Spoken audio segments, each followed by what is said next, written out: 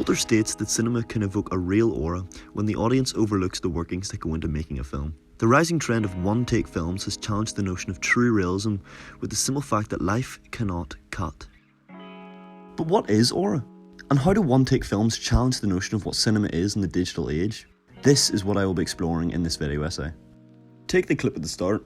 The 1975 film Mirror. Director Tarkovsky is known for his long and slow takes, but why does he do this? The smooth and steady camera moves at walking pace, as if it's placed us in the film and we're walking about in the world as he's created. We don't have the refuge of cutting away or jumping to another scene. We must stay here and experience it with the characters, no matter how comfortable or uncomfortable it is.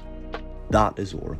When you forget you're watching it on a screen a million miles away from cold post-World War II Russia. When you're captured for the runtime and think, oh god, what are they going to do without that barn? Despite their rise in popularity now, this format in post-cinema isn't completely new. The master of suspense himself, Alfred Hitchcock, attempted to capture this aura with his 1948 film, Rope, where he could include takes as long as 20 minutes or about the length of 2 reels.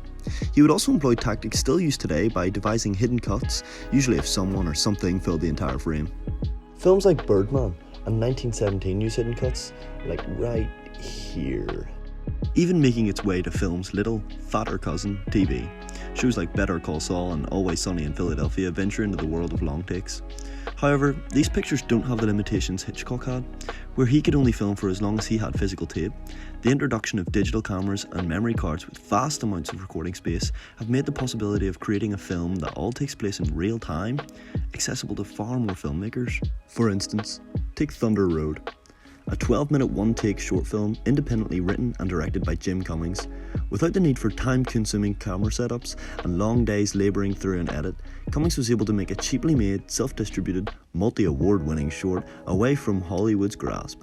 The success of this let Jim go on to make a feature film of the same story to both critical and audience success. Another critically acclaimed movie filmed all in one take is Birdman.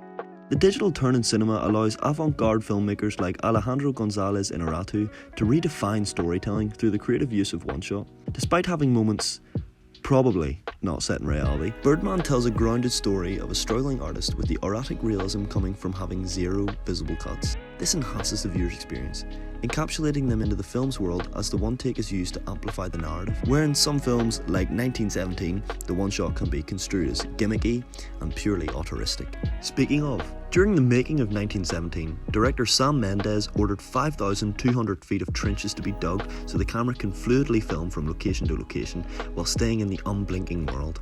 A set this big can be argued as more analog than digital because the camera is forced to follow the characters as they move, which means the location they are in must actually exist in a larger scale rather than walking headfirst into a green screen. This worked in 1917's favour, as the sets were carefully planned out to hold the audience in the dispositif of World War I, capturing the aura Bolter claims cinema evokes.